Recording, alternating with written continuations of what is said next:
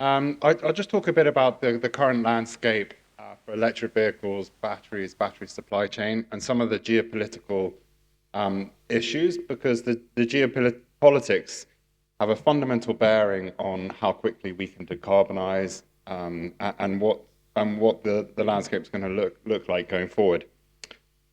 I'll just start off with a bit of history, because I find the history of clean energy fascinating, but it also shows what a head start the West had, and how much we essentially screwed up and lost it. This is a picture of Thomas Edison, one of the most famous, prolific American inventors. When you think about him, you probably think of the light bulb amongst his many other inventions.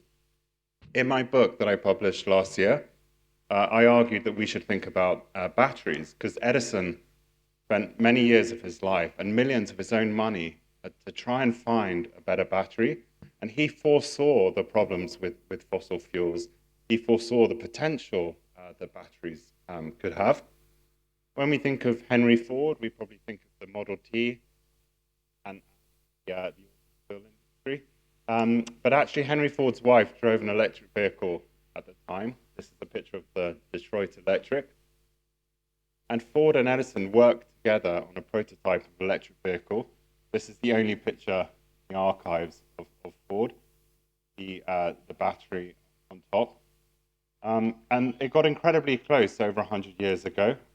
If you look at all three metrics, this is number of models, number of producers, real price. EVs are in green, black is gasoline, red is steam cars. On all these metrics, EVs very close in terms of number of models, real price. And there was an idea that we could have electric vehicles for inner city travel and gasoline vehicles for longer distance. One of the amazing things is that fossil fuels went on to dominate every form of transport. As a result, we had the oil age and the geopolitics of the oil age. Now we're entering this renewable energy age. And what interests me is geopolitics of it, the tensions, who has leverage, who doesn't, who has power, who doesn't. Many people used to say that, oh, sunshine's free, we're going to enter an era where there's no more geopolitics, move beyond fossil fuels. I think that's just very naive. And in fact, we're seeing the opposite. We're seeing a lot of tension come out of this end. Batteries is what I focused on in my book, but obviously other clean energy technologies have seen a similar path. But I do think batteries are very core, because think of the number of vehicles on the road, 2 billion. We have to electrify those vehicles. If you think of energy storage could be a bigger market than EVs eventually, when you think of all the batteries needed to integrate intermittent renewable energy. But even this decade, we're going to see a rapid increase in lithium-ion battery demand. Transportation leading it, but you can see energy storage growing in demand even this decade. And that's rapidly growing in China, the energy market. If you look at longer term, we're really in the early stages. We have to decarbonize at a speed much quicker than earlier energy transition. So this is a real policy-driven energy transition, which is going to have profound impacts on battery demand and raw material demand. If you look at what Elon Musk is talking about, he's talking about eventually 240 terawatt hours. If you look at 300 terawatt hours, this is a huge amount of lithium, cobalt, manganese, nickel, if you look at the conventional chemistries. So it's really a huge challenge, just not only from the manufacturing side point, but also the raw materials. So I agree with John Kerry when he says we're in a sort of new industrial revolution. But the scale of this energy, it's not just a matter of putting up a few solar panels and turbines. We need to build these supply chains. And if you layer geopolitics on top of that, it gets even more complicated. We'll talk about that. We did a calculation at Benchmark, taking the average mine size, and we worked out that you need over 300 mines by 2035, just using the average size. If you think about, actually I met a geologist the other day, and she said it takes 17 years from when the geologist just first discovers the deposit till the mine going into production. That's a sort of rough time frame. But of course, we know about a lot of deposits, but you're talking 7 to 10 years. And then you also have permitting issues, environment. It takes a really long time to get these mines into production. So for that reason, given the speed of transition, most markets, they're quite well supplied today, but at the end of the decade, we're looking at quite shortfalls in the market. Yet again, the West has been pretty useless, I'd say. If you look at something like nickel, it's the Chinese that have invested all the money in nickel in Indonesia. Without that, we'd be in a much worse situation at the moment. We just haven't seen the big mining companies that are listed in London do the kind of investment that is needed in new supply.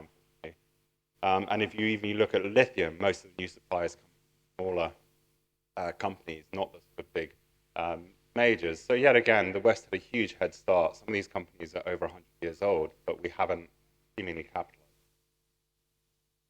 When we look at battery chemistry, there's a lot of talk about LFP, lithium iron phosphate batteries, and these have been very popular in China. They're lower cost, they don't contain nickel and cobalt. They have actually been quite revolutionary, even though it's an old chemistry. But they are a key to mass market EVs in India and China, elsewhere. But we do see nickel cobalt batteries also having quite substantial market share if you think about the range requirements, US and even the sort of European demand. So we are going to need all these minerals going forward. So the good news is that if you look at clean energy, greater production scale, investments by China have driven down the price of everything, solar, wind we're hearing about earlier, and battery costs have come down well. And we're now getting to a place where battery cells are below $100 a kilowatt hour. At the pack level, it's slightly higher. So we're getting really close to them, being cost competitive with internal combustion engines. And if you look at the prices for EVs in China, they're actually really, really cheap, below $20,000, really cost competitive. And the reason is just more battery production, more investment, and obviously the learning curve, the experience curve, more improved. So where we are today in terms of prices, what's helping battery costs is lithium prices have come down quite substantially. Saw a huge price rally last year and the year before, and now prices have come down. So that's helping battery cell costs, helping push battery cell costs down, which is really important. But there is a real issue, which is when we talk about China's dominance, many policymakers in the West are aware of it, but I think they don't quite get the sort of difficulty of how we can even de-risk. Even de-risking is going to be difficult, in my view, let alone decoupling. It's completely impossible. But if you look at sectors like anodes or graphite, China's almost 100% of those markets. Look at manganese processing, China's also lithium processing, other sort of processing. You can't just wake up and decide you're going to decouple overnight. In addition, with the low prices that I suggested for lithium and other things, we are trying to invest in new capacity in the West at just the time when prices are coming down and there's overcapacity in China. So if you look at things like anodes or synthetic graphite anodes, at the moment in China, they're at the cost of production in China. So that is, they're at the cost of production for Chinese companies who have a 10 to 15-year head start. So as a Western startup, you go to your bank or who are investors looking for money, you're saying, give me money for a project to compete with China, who has 90% market share at a time when the prices are at the cost of production of China. It's just a very difficult situation that the West faces itself in, partly by being so late to the game.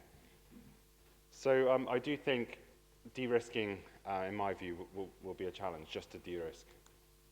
If you look at lithium, as I said, China processes most of the world's lithium chemical supply, although the mines are evenly spread between democracies and allied countries. So if we can get the chemical processing, that side of the equation, we face quite a good situation because unlike oil, which is based in OPEC countries, a lot of the lithium is in allied and friendly countries. So we just need to build out the supply chains that then we can develop ex-China supply chains. So as I said, we're trying to do it at a time where interest rates have increased, cost of capital has increased, and prices are low. And we're already seeing in lithium projects the capital cost increases across the board, from labor, higher interest rates, etc., permitting, etc. So it's a real challenge to bring on all the projects that we need at the current moment. So even if we know medium-term demand is strong and long-term demand is strong, actually getting investment at the moment is a tricky situation. So what I think we need to compete with China is innovation in technologies that can lower the cost and be more sustainable. So, I was recently in Sweden, and the hydropower there is driving a lot of investment in some of these processing technologies, because the hydropower is green and it's cheap, so that's what you want to lower the cost. We also need innovations such as direct lithium extraction, other sort of innovations. Innovations on processing that can work with intermittent renewable energy supplies, so you can perhaps turn the kiln off and on to work with a renewable energy supply. And I think we do need government subsidies in the initial stages. I think it's very difficult to compete with China without some sort of government subsidies.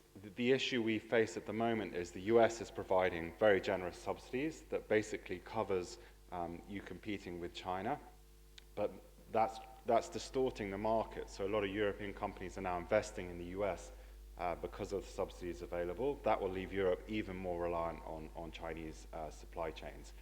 So Europe has to find a way to subsidize some of these things to help them gain ground.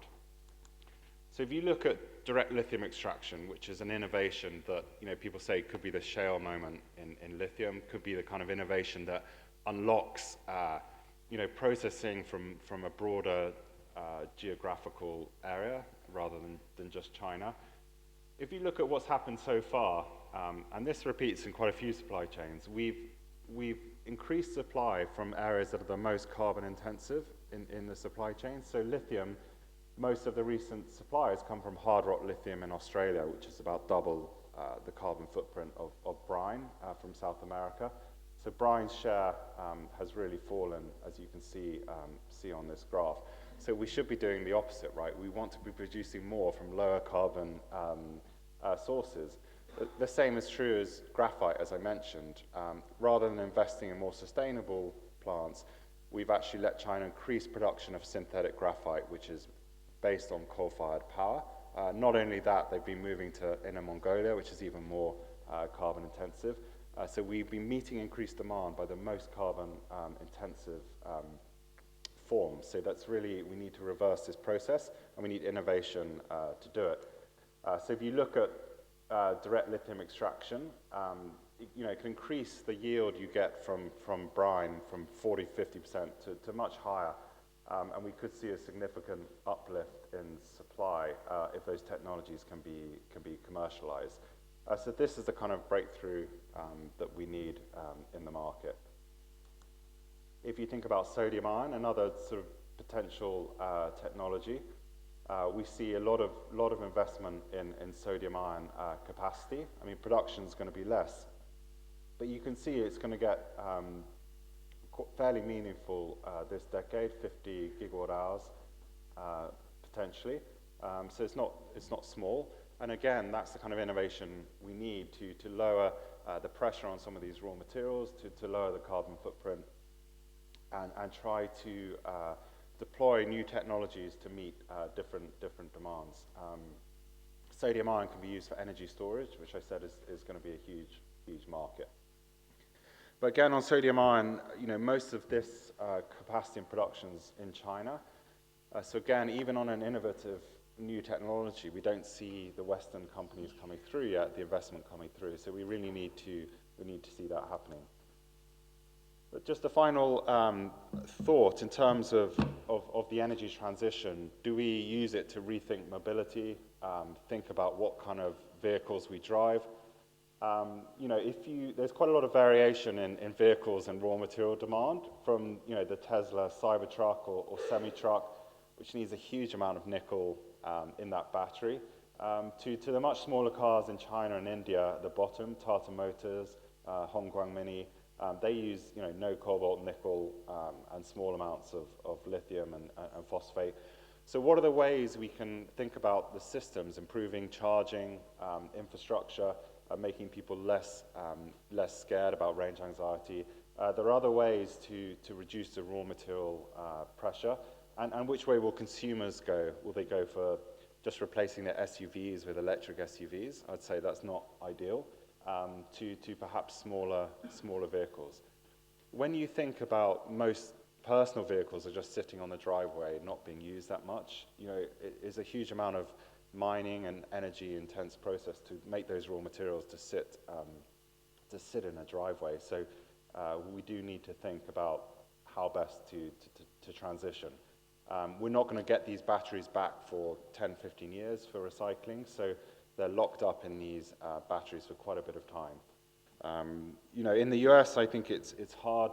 The F-150 Ford Lightning is the best-selling vehicle in the US. So, of course, the electric version is popular and targets a certain market. You can charge your house from it. You can do all sort of cool things. But it's a very big raw material intense battery.